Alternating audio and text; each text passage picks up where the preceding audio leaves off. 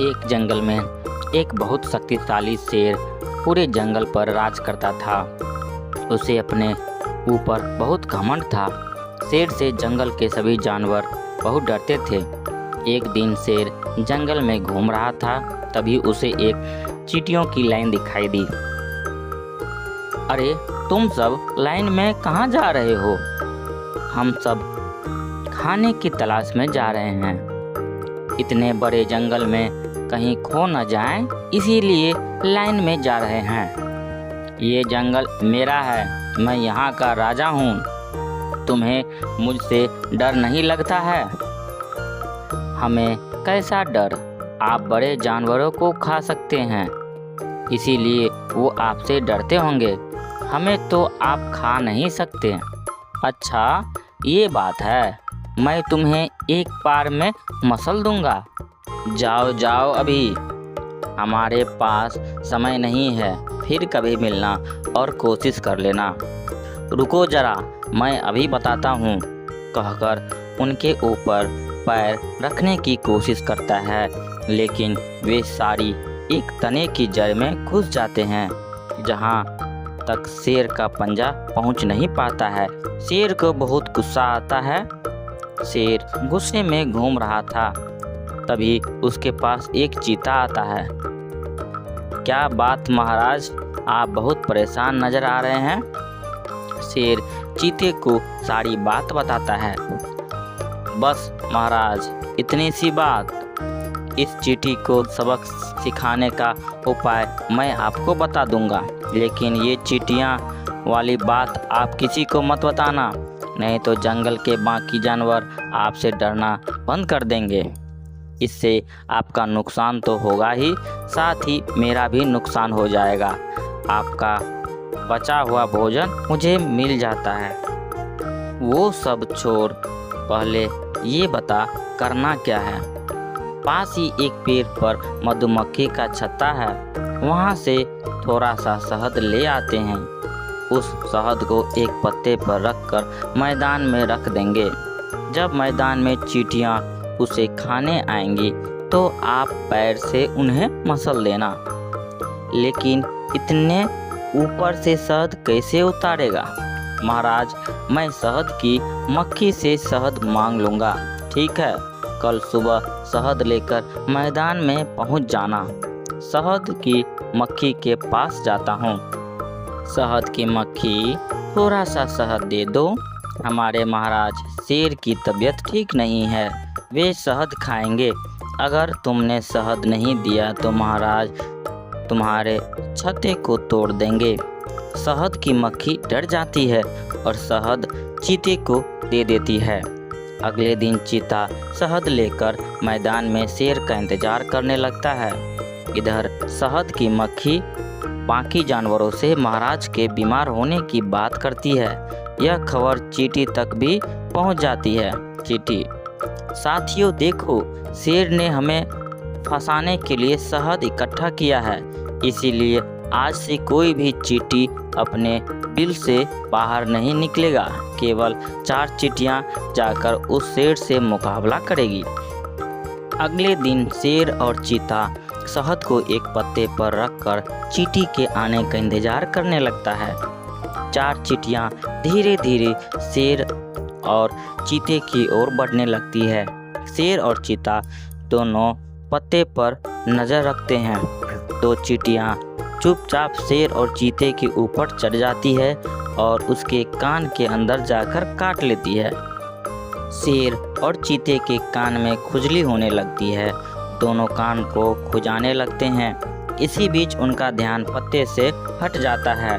उसके बाद चारों चींटियां उस पत्ते को उठाकर मैदान से दूर पेड़ की जड़ में अपने बिल में पहुंच जाती है।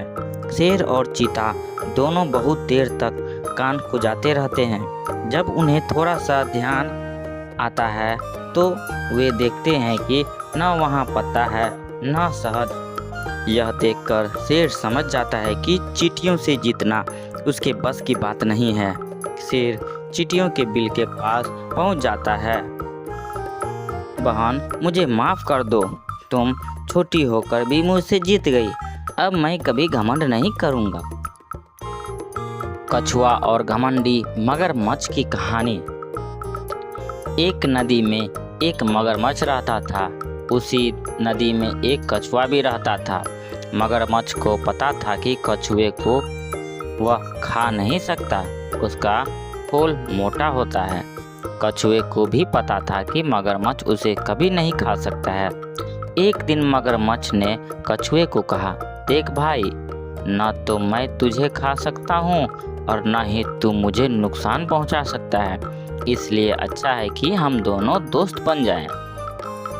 कछुआ कहता है, भाई, दोस्ती तो बराबर वालों में होती है, हम दोनों में तो बहुत फर्क है। मगरमच्छ को यह सुनकर गुस्सा आ गया। वह बोला, अगर ऐसा है तो मैं तुझे उठाकर नदी से बाहर फेंक देता हूँ, फिर देखता हूँ कैसे नदी में आता है। कछुए चुपचाप सुन रहा था। वह बोला, भाई, लगता है तुमने खरगोश वाली कहानी नहीं सुनी।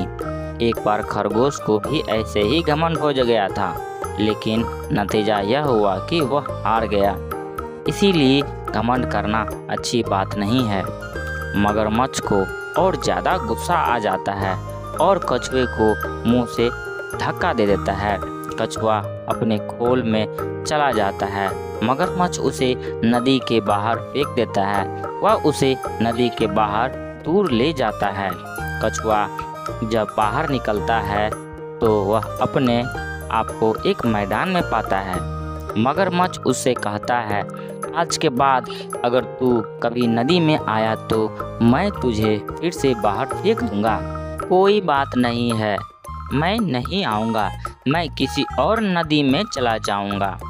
मगरमच्छ यह सुनकर हंसने लगा और बोला, तुझे पता है दूसरी नदी यहाँ से कितनी दूर है? वहाँ तक तो पहुँच ही नहीं सकता। अब या तो मुझसे माफ़ी मांग या नदी में जाने का ख्याल छोड़ दे। कछुआ बोला, मैं धीरे धीरे नई नदी में पहुँच ही पाऊँगी, लेकिन अब वापस नहीं आऊँगा। मगरमच्छ यह सुनकर वापस चल देता है, लेकिन इस बार वह रास्ता भूल जाता है और दूसरे रास्ते से नदी की ओर जाने लगता है। उस रास्ते पे बहुत गीली और चिकनी मिट्टी थी। जैसे ही मगरमच्छ वहां पहुंचता है, वह गीली मिट्टी में घुस जाता है। अब वह न आगे बढ़ पाता है और न ही पीछे। वह बहुत कोशिश करता है, लेकिन जितना भी वह कोशिश करता है, नीचे धंसता जाता है। इस तरह उसे अपनी मौत नज़र आने लगती है।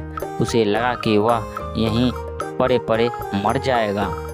इधर कछुआ धीरे धीरे आगे बढ़ने लगता है। तभी मगरमच्छ ने अपनी पूंछ गीली जमीन पर मारनी शुरू कर दी, जिसकी आवाज़ सुनकर कछुआ पलटा और मगरमच्छ के पास पहुंचा। मगरमच्छ उसके सामने विनती करने लगा, भाई, मुझे यहाँ से किसी तरह निकालो, नहीं तो मैं मर जाऊँगा। कछुआ बोला, क्यों? तुम्हें तो बहुत घमंड था, मैं तुम्हारी मदद क्यों करूं? मगरमच्छ उससे माफ़ी मांगने लगता है। तब कछुआ अपने दोनों हाथों से मिट्टी हटाने लगता है। बहुत देर तक मेहनत करते करते वह मिट्टी नदी में बहने लगता है और धीरे धीरे मिट्टी कम हो जाता है। मगरमच्छ पानी में पहुंच जाता है। मगरमच्छ कहता है, भाई, मुझे माफ़ कर दो, आज से हम दोनों दोस्त बन कर रहेंगे। कछुआ उसकी दोस्ती स्वीकार कर लेता है। अब मगरमच्छ कछुए को अपनी पीठ पर बैठाकर नदी में घुमाता रहता है। फिर दोनों नदी से बाहर निकलकर एक पेड़ की छांव में बैठकर बातें करता है।